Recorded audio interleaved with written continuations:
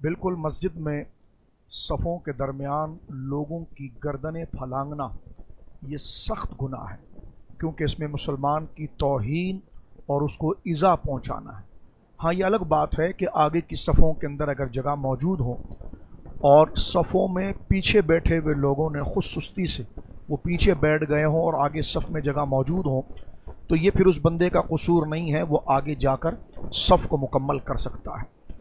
یہ تو اس کا مسئلہ ہے۔ احادیث میں یہ باتیں متعدد جگہ پر جناب سید عالم صلی اللہ علیہ وسلم کی زبان مبارکہ سے مروی ہے کہ یہ لوگوں کی صفوں کے اندر گردن کو پھلانگنا یہ بڑا شدید گناہ ہے۔ میں چند احادیث یہاں ذکر کرنے کی سعادت پاؤں گا۔ ایک تو سب سے پہلے جامع ترمذی شریف میں یہ روایت موجود ہے، حضرت معاذ بن انس رضی اللہ تعالیٰ عنہ سے یہ روایت ہے، اور وہ کہتے ہیں کہ میں نے اپنے والد گرامی سے اس روایت کو لیا ہے کہ قال رسول اللہ صلی اللہ علیہ وسلم من تخطى رقاب الناس یوم الجمعۃ اتخذ جسرا الی جہنم۔ اللہ اکبر۔ کہتے ہیں کہ رسول کریم صلی اللہ علیہ وسلم نے ارشاد فرمایا کہ جس نے جمعے کے دن لوگوں کی گردنیں پھلانگی، اس نے دوزخ کی طرف پل بنا لیا۔ یہ جامع ترمذی میں روایت موجود ہے، اور ابن ماجہ کے اندر اس کے الفاظ اس طرح ہی ہے، کیونکہ یہاں پر تو معروف ذکر کیا گیا ہے صیغہ،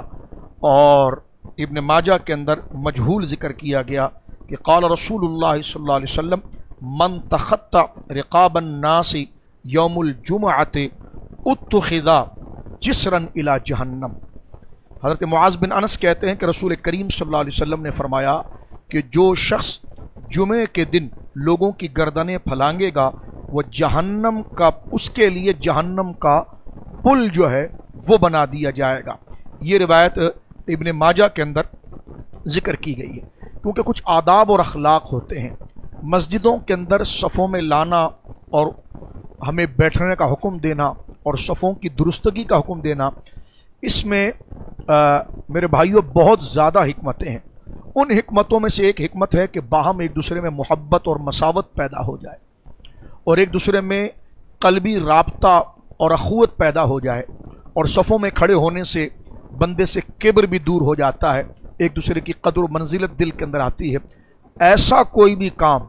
جو اس محبت اور مساوت کو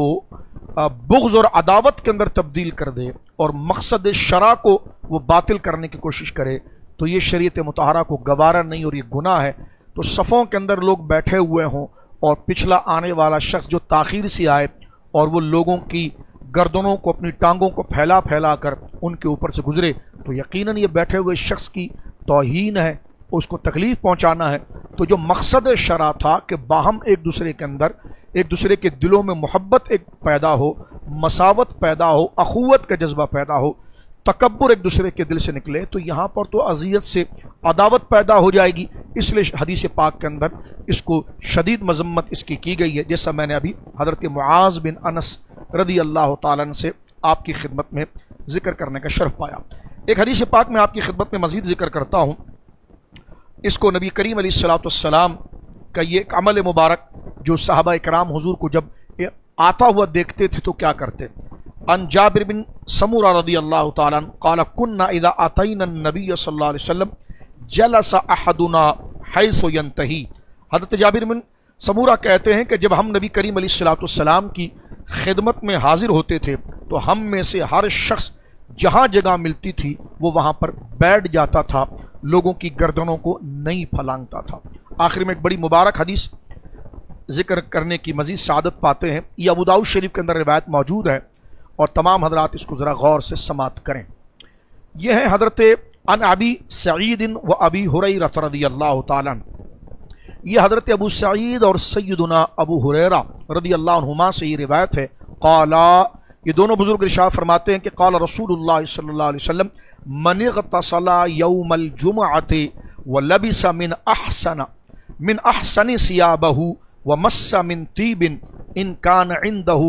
ثم اتى الجمعۃ فلم يتخط اعناق الناس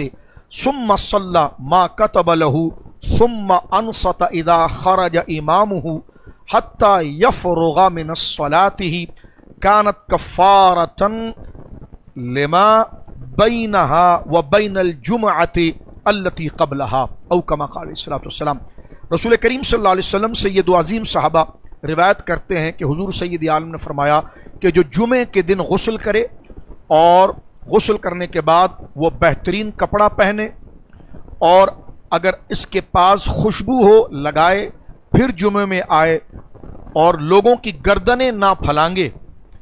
फिर जो इसके मुकद्दर में लिखा गया है नमाज वो पढ़ ले, फिर जब इमाम निकले यानी खुतबे की तरफ तो ये खामोश रहे हत्ता कि नमाज से वो फारिग हो जाए। तो इस जुमे यानी इस नेकी से क्या होगा, इस जुमे और अगले जुमे के दरमियान जितने उससे सगीरा सरजद हुए हैं ये आदाब बजा लाने पर अल्लाह रब्बुल आलमीन जल्ला वाला तमाम को मुआफ़ फरमा देगा। लिहाजा मस्जिदों के अंदर ये एहतमाम करना इंतहाई लाजिम है, जिसका हम ख्याल उमूमन जुमे के खुतबे या जुमे के वक्त नहीं करते हैं। अल्लाह रब्बुल आलमीन जल्ला वाला इस गैर अखलाकी हरकत के सफ़ों में बैठे हुए लोगों की गर्दनें फलांगने से अल्लाह हमें महफूज फरमाए। और जो सफ़ों में आ रहे हैं उनको भी चाहिए कि दीवारों पर टेक लगाने की बजाय जहाँ सफ़ों में जगह मौजूद है, खाली जगह मौजूद है, पहले वो आगे की सफ़ों को पूरा करें, क्योंकि जैसी सफ़ें आगे होती हैं मुतअद्दिद अहादीस मौजूद है उतना उसकी नेकियों का और उसकी नमाज का अजर बढ़ता चला जाता है।